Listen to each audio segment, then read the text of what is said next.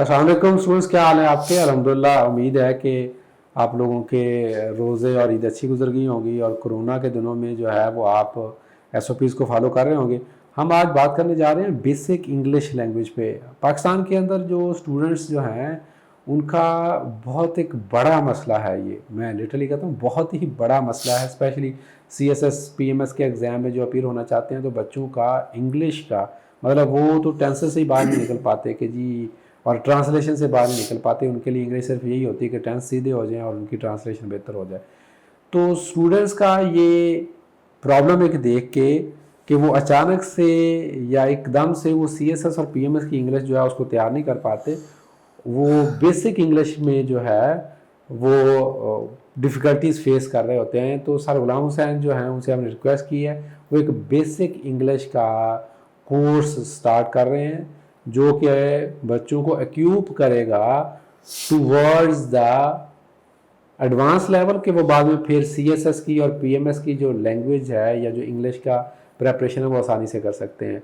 Sir Ghulam Hussain के मतलब बहुत सारे आप तो पहले ही जानते हैं, मैं इंट्रोडक्शन ब्रीफ से थोड़ा करवा देता हूँ। सर गुलाम हुसैन माशाल्लाह से सर्व कर रहे हैं as a PMS officer. He is ex lecturer in English department. मतलब सिर्फ ये नहीं है कि वो अफसर ही हैं, वो लेक्चरर भी रह चुके हैं इंग्लिश के और काफ़ी अरसे से माशाल्लाह से बच्चों को और सीएसएस पीएमएस के कैंडिडेट्स को भी इंग्लिश पढ़ा रहे हैं। Sir welcome. Thank you sir. Sir ये जो आप जो कोर्स पेश करने जा रहे हैं इसका पहले खदोखाल तो बता देना, मतलब क्या इसमें आप करवाएंगे, किस तरह से एक बच्चा जो है जिसने इंटर ग्रेजुएशन कर लिया है, जाहिर बात है हम ग्रेजुएट्स को ही इसमें लेंगे मेनली, और अब वो सीएसएस करना चाह रहा है लेकिन उसकी इंग्लिश बहुत मैं कहूँगा कि पुअर है, उसको एक पूरा फिक्रा भी लिखना प्रॉब्लम हो रही है, या वो न्यूज़पेपर जो है वो बगैर मीनिंग देखे लिखने से पढ़ नहीं सकता। तो ऐसे बच्चे के लिए आप कौन सा फार्मूला जो है वो लेके आ रहे हैं? Sir thank you very much sir. आप हमेशा मुझे अपने काइंड वर्ड्स में याद करते हैं, उसके लिए मैं बड़ा मशकूर हूँ आपका। सर मैं एक एनेक्डोटल स्टार्ट लेता हूँ कि मैं 9th में था, तो 9th क्लास में नया नया हमारा एडमिशन हुआ, तो एक प्राइवेट स्कूल का बच्चा जो 8th प्राइवेट स्कूल से करके आया था, हम तो 8th पब्लिक स्कूल से करके आए थे, तो प्राइवेट स्कूल से वो 8 जमातें पढ़ के आया, तो 9th में उसने एडमिशन लिया और उसने एक फिक्रा लिखा और मैं वो पूरा फिक्रा पढ़ता रहा, मुझसे नहीं पढ़ा गया। सही। और 9th में 10th में जब टीचर हमें रीडिंग करवाते थे, अब ये उस दौर की बात है 2001-2002 की, कि टीचर ने खड़ा करना है कि जी आप अंग्रेजी पढ़ें, ट्रांसलेशन ना करें, खाली आप पढ़ें, टेक्स्ट पढ़ें, अड़ अड़ के पढ़नी और उसके ऊपर फिर मार भी पढ़नी। उसके बाद टेंसेस पढ़ाए गए हमें 9th में। 10th में जब हम आए तो मैं पैसिव वॉइस और डायरेक्ट इनडायरेक्ट पढ़ाए गए, समझ कख नहीं आई। फिर जब इंटर में गए तो इंटर में फिर मार पड़ी और फिर पढ़े उसको।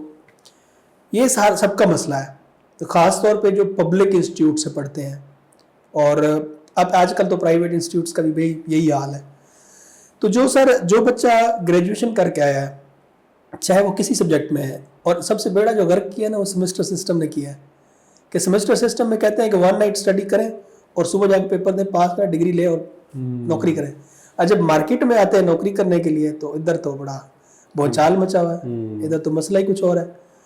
अब सर बेसिकली जो स्टूडेंट फ्रेश ग्रेजुएट है, यूनिवर्सिटी का फारिग तहसील है, यूनिवर्सिटी से निकला है, वो ये समझता है कि मैं डिग्री लेकर मार्केट में जाऊंगा और बल्ले बल्ले में तो जॉब्स चारों तरफ से दौड़ रही होंगी मेरी तरफ, लेकिन वो मार्केट में आता है तो उसे पता चलता है कि 10 साल से, 5 साल से, 2 साल से लोग इस जॉब के लिए तैयारी कर रहे हैं जिस जॉब के लिए मैं अभी तैयारी कर रहा हूँ, अभी मैंने सर्च करना शुरू किया है।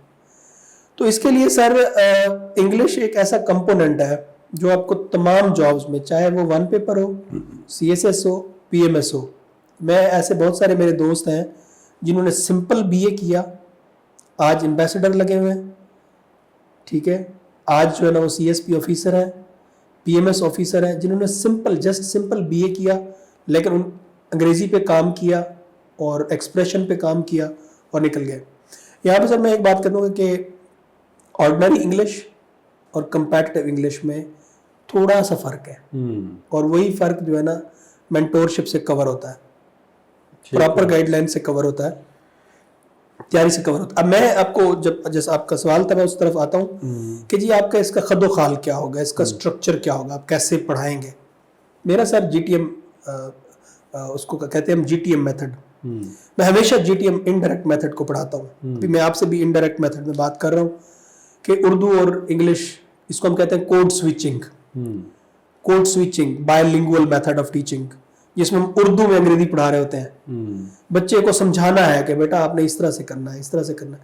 हमारे यहाँ मोस्टली जो टीचर्स हैं सर, वो ये करते हैं कि पहले दिन ही आके 60 मिनट जो है ना अंग्रेजी बोल देनी है सारी। वो बच्चा हवे फेर का शिकार हो जाता है कि जी ये तो मुझे नहीं आने। बच्चे को कॉन्फिडेंस ले, उसकी लैंग्वेज में पढ़ाएं। और मेरा ये स्ट्रक्चर है कि मैं जीटीएम मेथड को, ग्रामर ट्रांसलेशन मेथड को फॉलो करता हूँ।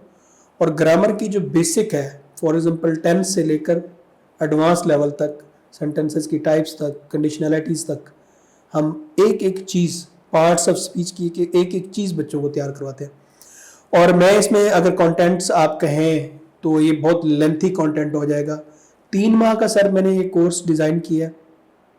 इसमें हम बच्चे को वर्ड से लेकर, मतलब कि एक वर्ड जो है, मतलब बैट है, बैट को आपने कैसे बनाना है, इसको आगे लेकर कैसे चलना है, वॉवल और कॉन्सोनेंट का जो डिफरेंस है वहां से लेकर, और हमने उसको एडवांस पैराग्राफ राइटिंग तक लेके जाना है। बिल्कुल ठीक है। एक स्ट्रक्चर्ड पैराग्राफ तक आपने हमें पूरी गाइडलाइन देनी है।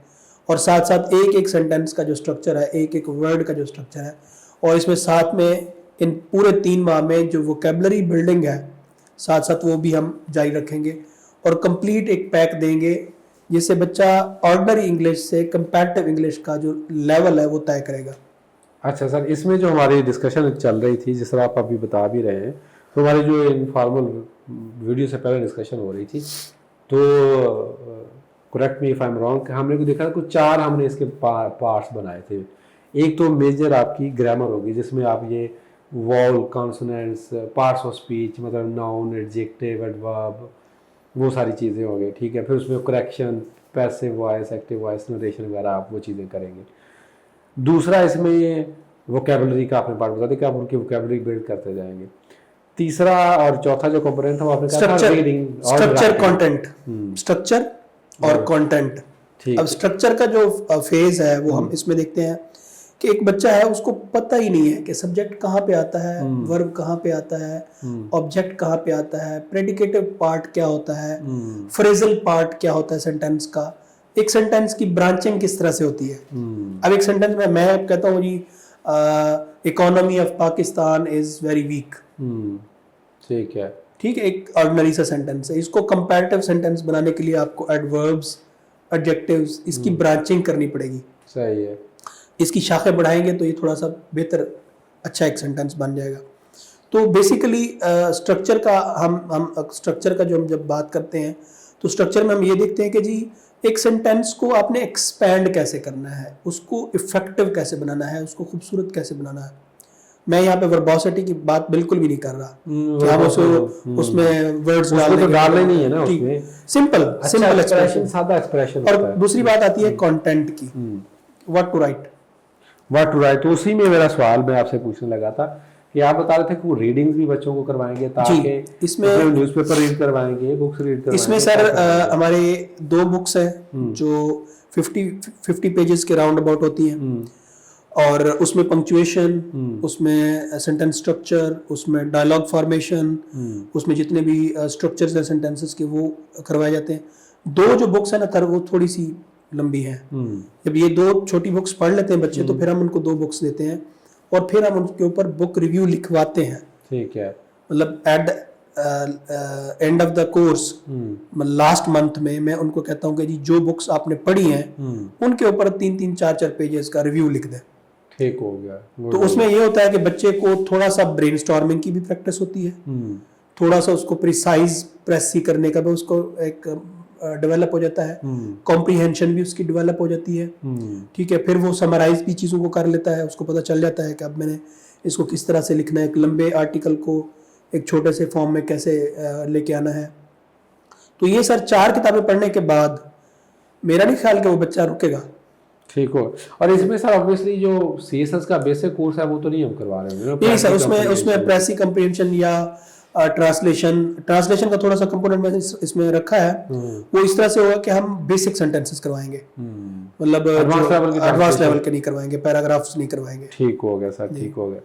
और इसमें सर राइटिंग की प्रैक्टिस किस तरह की होगी काइंड ऑफ? राइटिंग का सर जो कंपोनेंट है वो इसमें मैं तो हमेशा अपने बच्चों को ये कहता हूँ, जो बेसिक मीडियोकर स्टूडेंट होते हैं, मैं कहता हूँ बच्चा my name is Ghulam Hussain इससे लिखो, इससे स्टार्ट करो। तो बेसिक सर सिंपल सेंटेंस बनवाएं, सिंपल सेंटेंस बनवाएं, फिर उन्हीं सिंपल सेंटेंसेस को आपस में जुड़वाएं, ठीक है, कंजंक्शंस के जरिए, प्रपोजिशंस के जरिए, कोऑर्डिनेटिंग कंजंक्शंस के जरिए, फिर उसको कंपाउंड सेंटेंस की तरफ लेकर जाएं, फिर कॉम्प्लेक्स सेंटेंस की तरफ लेकर जाएं, फिर इसी तरह उनको फिर बताएं कि जी अब आपने इज एम आर से आगे की जो ट्रैवलिंग है वो करनी है। फिर उस तरह से उसको सर होता ही है कि सर बच्चा जो है ना वो बड़े बड़े सेंटेंसेस, लंबे लंबे फिक्रे देख के घबरा जाता है, वो कहता है मैं नहीं कर सकता। हम उसको टॉडलर फीडिंग देंगे।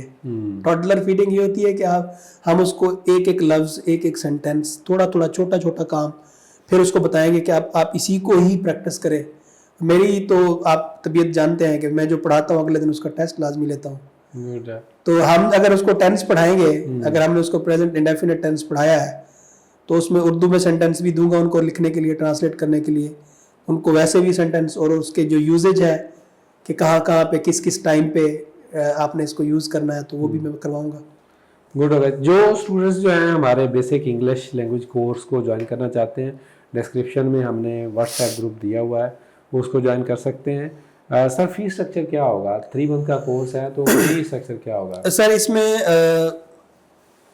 अथॉरिटी तो फुल इख्तियार तो आपका है, लेकिन इसमें मैं थोड़ी सी अपनी इनपुट देता हूँ कि जी बच्चों को थोड़ा सा रिलैक्स रखें। सर इस दफ़ा फीस मुकम्मल ना लें, मेरी रिक्वेस्ट है आपसे कि 5,000 रुपये फीस रखें पर मंथ, ठीक है, और हर महीने की फीस कलेक्ट करें। ठीक है। अगर कोई बच्चा हमसे मुतमईन नहीं होता वो अगले महीने हमें ज्वाइन ना करे, छोड़ दे। ये चले, दैट्स अ गुड आइडिया। देखिए अब आप मंजूर तो आपने करने लगे, मेरी रिक्वेस्ट मैंने पुट कर दी है। That's a good idea obviously. तो 3 मंथ्स का सेशन होगा सर? 3 मंथ्स का। How many days a week class होगी? Sir 3 to 4 days a week, और जो बाकी 3 दिन बचेंगे मैं बैठने नहीं दूंगा उसमें। ऑब्वियसली फिर आपको राइटिंग या रीडिंग एक्सरसाइज दूंगा, टास्क दे होंगे।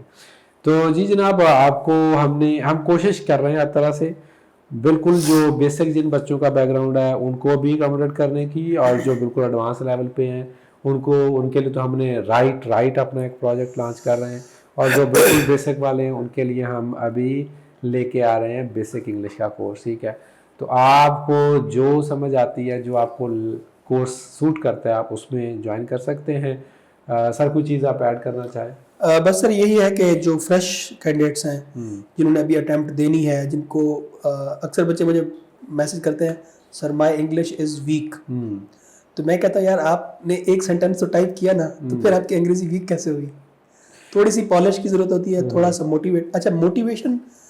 मोटिवेशनल स्पीकर वाली मोटिवेशन नहीं, मोटिवेशन ये है कि यार बच्चों के अंदर फियर खत्म करें। बिल्कुल सही है। एक फियर इनकलकेट किया जाता है हमारे इंस्टीट्यूट्स में, जानबूझ के, तो तेनू नहीं आना, ना तू नहीं कर सकता, ना, और मैं ये कहता हूँ नहीं तू कर सकता है, और तू ही कर सकता है। तो सर ये जो चीज़ है ये बहुत ज़रूरी है, ख़ास तौर पे उन बच्चों के लिए जो जिनके इंस्टीट्यूशंस इतने अच्छे नहीं होते, या जिनकी एजुकेशन इतने सोफिस्टिकेटेड वे में नहीं हो पाती, प्रेशर्स होते हैं, सोशल इश्यूज होते हैं, बहुत सारे मसाइल होते हैं। बच्चे उस तरह से डिग्री लेने के चक्कर में वो अपनी काबिलियत को पता नहीं कहीं दफन कर आते हैं, दबा आते हैं। तो मेरी हमेशा ये कोशिश होती है, जितने मेरे प्रीवियस स्टूडेंट हैं मैं उनको अपने साथ जोड़े रखता हूँ, लगाए रखता हूँ। जिस तरह मुर्शिद अपने मुरीद को अपने साथ लगाए रखता है, उसे नजराना लेता रहता है और उसको फीड करता रहता है, तो हम भी इसी तरह से ना रूहानियत बांटते रहते हैं।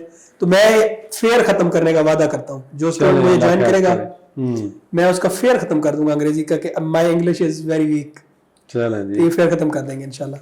Thank you very much. My English is not that much weak. ठीक है जी, चलें। स्टूडेंट्स आप की जो भी क्वेरीज हैं आप कमेंट्स में भी लिख सकते हैं, और हमारे व्हाट्सएप ग्रुप पर भी ज्वाइन कर सकते हैं। और अगर आप समझते हैं कि आपको वाकई बेसिक लैंग्वेज की कोचिंग की ज़रूरत है, तो जिस तरह सर ने रिकमेंड किया हुआ हम बिल्कुल इसको पर मंथ बेसिक फ़ी रख के इसको स्टार्ट करेंगे और आपको रीडिंग और राइटिंग में एक अच्छा उसका आपको एक इनपुट उसमें मिल जाएगा। Thank you. अल्लाह अल्लाह हाफिज़। हाफिज़।